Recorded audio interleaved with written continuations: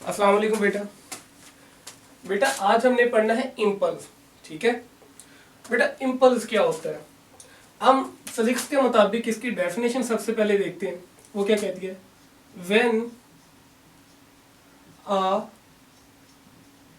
Large force act on a body in a very short interval of time, short interval of time is called impulse. बेटा basically impulse एक झटके को कहते हैं। ठीक है, एक सडन पुश को कहते हैं। लेट्स सपोज दो दोस्त बातें कर रहे थे और आप साथ साथ चल रहे थे, तो आपने क्या किया, दूसरे दोस्त अचानक से फोर्स लगाया।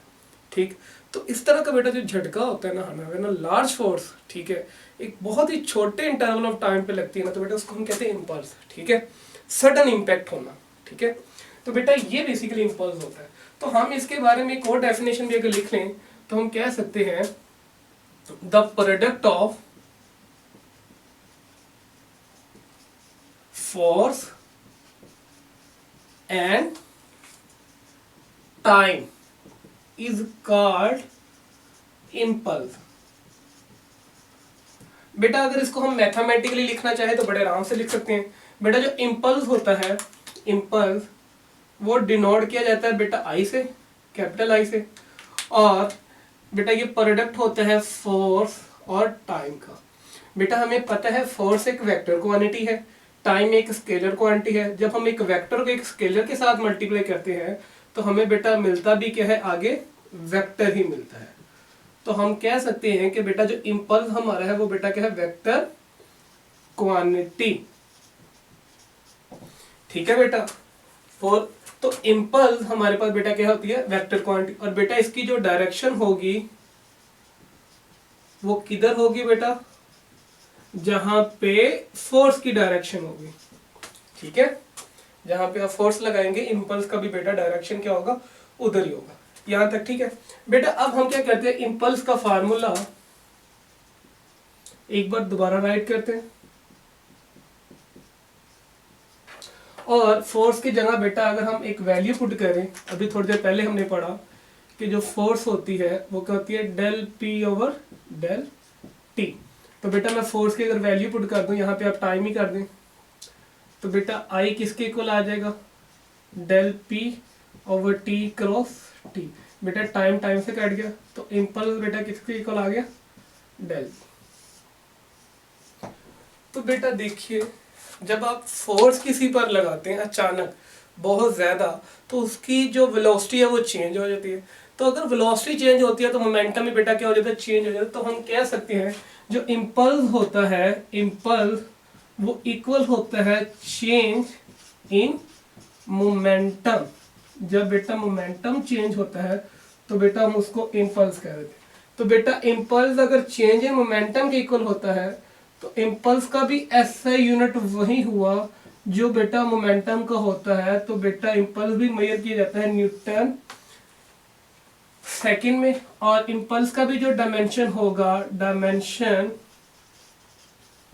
वो बेटा क्या होगा, M L T minus one, वही जो बेटा था इसका मोमेंटम का। ठीक है बेटा, यहां तक आपको समझ आ गई। बेटा याद रखना, एक बड़ा ही इंपॉर्टेंट पॉइंट बताने लगा हूं कि इंपॉर्टेंट पॉइंट है, इसको आप नोट कर लें, ये बहुत ही इंपॉर्टेंट है कि इम्पल्स तब ही होगा जब दो बॉडी बेटा क्या करेंगी, इंपैक्ट करेंगी। ठीक है, तो बेटा impulse is create when two body are in impact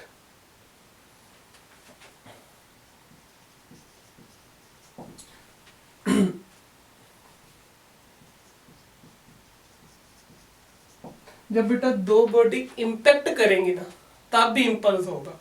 तो बेटा याद रखना इम्पल्स बेटा तभी ज्यादा होगा जब बेटा आपका इम्पैक्ट टाइम बेटा क्या हो, शुड बी स्मॉल। ठीक है, ये याद रखना है कि बेटा इम्पैक्ट टाइम बेटा आपका क्या होना चाहिए, बहुत ही स्मॉल हो, देन ही बेटा इम्पल्स क्या होगा, स्मॉल। तो ये जो टी है ना, ये बेसिकली आपका क्या, इम्पैक्ट टाइम, इम्पैक्ट टाइम। ठीक है, अब बेटा हम कहते हैं कि जी एक कार है, एक कार है, ठीक है, वो एक मूव कर रही है, ठीक है। अगर वो मूव कर रही है, अब दो क्वेश्चन रेज होते हैं कि जी वो डज इट हैज इम्पल्स और not, does it has impulse और नॉट, कि जब कार कोई मूव कर रही है तो बेटा उसके पास इम्पल्स होगा कि नहीं होगा। बेटा अब इसकी दो कंडीशन है।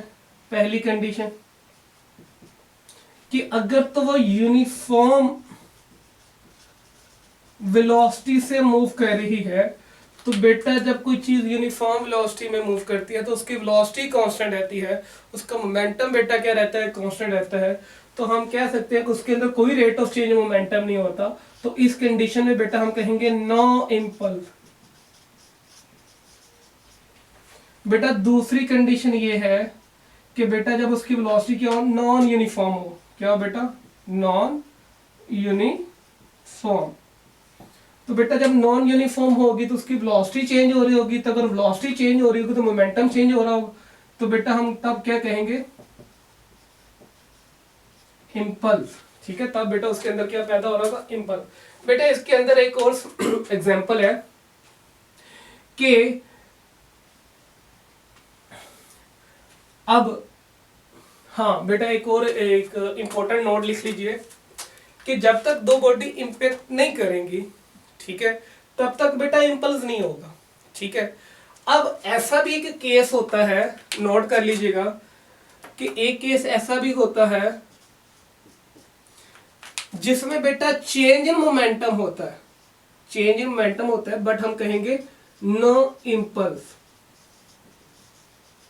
बेटा ये क्या बात हुई। तो बेटा याद रखना, जब बेटा किसी बॉडी को हम नीचे से ऊपर की तरफ थ्रो करते हैं तो यहाँ पे बेटा हमारे पास जो वेलोसिटी होती है वो क्या होती है बेटा, मैक्सिमम होती है। और यहाँ पे जैसे जैसे ऊपर जाते जाते उसकी वेलोसिटी डिक्रीज होकर यहाँ पे बेटा क्या हो जाती है, फाइन, जीरो। ठीक है, एट मैक्सिमम हाइट। तो इस कंडीशन में देखें तो वेलोसिटी के अंदर बेटा क्या आया, चेंज आया। तो जब वेलोसिटी में चेंज आता है तो मोमेंटम में भी चेंज आएगा। लेकिन बेटा इस कंडीशन में कोई भी इंपैक्ट नहीं हुआ।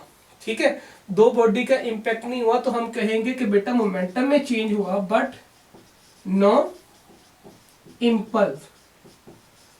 तो बेटा इंपल्स होने के लिए बेटा जरूरी यही है कि आपका बेटा क्या करना चाहिए, बॉडी इंपैक्ट करनी चाहिए। बेटा इसी तरह अगर हम दूसरी एग्जांपल देखें कि हमारे पास जो रबड़ बॉल है, अगर हम देखें यहां पे,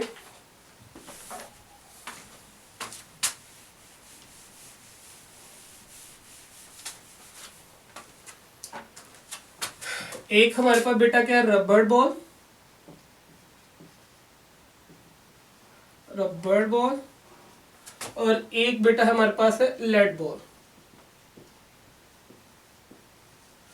जब वो हमारे साथ स्ट्राइक करेंगे, किसी बॉडी के साथ स्ट्राइक करेंगी, तो बेटा इसमें किसका इंपल्स ज्यादा होगा। ठीक है, तो याद रखना कि बेटा जो लेड बॉल रबड़ बॉल होती हैं, इसका इम्पल्स सिर्फ टाइम जो होता है, या बेटा इम्पैक्ट टाइम जो होता है, इम्पैक्ट टाइम, वो बेटा क्या होता है, स्मॉल। ठीक है, और बेटा जो लेड का इम्पैक्ट टाइम होता है वो बेटा क्या होता है, लार्ज होता है, मैक्स ज्यादा होता है। तो इसलिए बेटा जो रबड़ की बॉल है उसका इम्पल्स क्या होगा,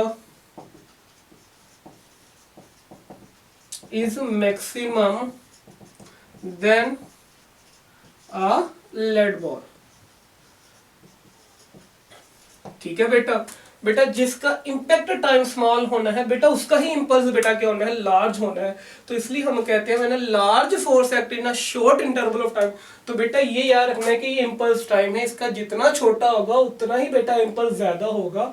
अगर आप किसी के ऊपर फोर्स लगाते हैं तो आराम आराम से लगाइए, उसके ऊपर उसको झटका फील नहीं होगा। अचानक जोर सा फोर्स लगाइए बहुत ही छोटे टाइम के अंदर, तो बेटा इम्पल्स क्या होगा, ज्यादा होगा। तो बेटा ये इसके अंदर बेटा क्या थी, एक फॉर इंफॉर्मेशन थी।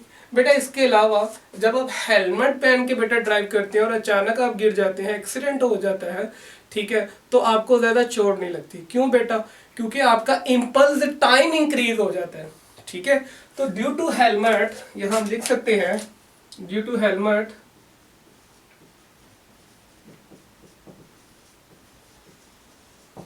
आपका बेटा क्या इंक्रीज हो जाता है, इम्पल्स या इम्पैक्ट टाइम बेटा क्या हो जाता है, इंक्रीज हो जाता है, ठीक है। अगर इम्पैक्ट टाइम इंक्रीज हो जाए तो बेटा इम्पल्स क्या हो जाता है। इसी तरह बेटा जब एक गंजा बंदा एक्सीडेंट जिसका होता है, ठीक है, उसको ज्यादा चोट लगती है और जिसके बाल होंगे, ठीक है, उसको कम लगती है, क्योंकि बालों की वजह से बेटा जो इम्पैक्ट टाइम है वो इंक्रीज हो जाता है, ठीक है। अच्छा बेटा यहां से ये भी हमने एक्सप्लेन कर दिया, ठीक है। हाँ, इम्पल्स के अंदर हमने जितना, हाँ बेटा याद रखना इसका जो ग्राफ हम प्लॉट करते हैं, इम्पल्स का हम ग्राफ भी प्लॉट करते हैं। ये ग्राफ बेटा किससे दरमियान होता है, फोर्स और टाइम के दरमियान होता है, ठीक है। तो इम्पल्स का जो ग्राफ होता है वो उसकी फोर्स कभी भी जीरो से स्टार्ट नहीं होती, वो किसी एक मैग्नीट्यूड से स्टार्ट होती है। आपके पांव पर जब एक गाड़ी का टायर आता है, ठीक है, तो पहले आपको फील होता है, फिर जब आपके ऊपर पूरा चढ़ जाता है देन आपको पता चल जाता है कि यहाँ पे फुल फोर्स लग रही है, ठीक है। उसके बाद वो क्या होता है कि वहां से आपके पांव से निकल रहे आगे निकलना शुरू हो जाता है और फाइनली आपको पता चल जाता है कि यहाँ पे टायर बेटा क्या हो गया, गुजर गया, ठीक है। लेकिन आपने ये ऑब्जर्व किया कि पहले कम फोर्स थी, फिर बहुत ही लार्ज फोर्स, फिर कम फोर्स। इसी तरह जब आप क्रिकेट खेल रहे हो तो आप जब शॉट लगाते हैं तो इनिशियली बेटा आप थोड़ी सी फोर्स, फिर वो बेटा क्या होती है कि बैट के साथ जब इम्पैक्ट हो रहा होता है तो एक डिफरेंट अमाउंट ऑफ फोर्स लग रहा होता है, तो उसको हम कहते हैं एवरेज फोर्स। तो अगर आप कहीं बाहर वाली बुक्स में पा रहे हैं तो इम्पल्स हमेशा हम कहाँ से लेते हैं, एवरेज फोर्स से बेटा कैलकुलेट करते हैं। तो ये बेटा कहां से स्टार्ट होगी, किसी का मैग्नीट्यूड से स्टार्ट होगी। तो अगर आप एरिया अंडर ग्राफ लेंगे, area under F T graph, area under F T graph अगर आप कैलकुलेट करेंगे तो आपको क्या मिलेगा बेटा, इम्पल्स। बेटा जितनी भी इंफॉर्मेशन थी आई होप कि हमने इस लेक्चर के अंदर डिस्कस कर लिया। अगर फिर भी आपके कोई क्वेश्चन है तो आप कमेंट में कर सकते हैं। ओके बेटा, अस्सलाम वालेकुम।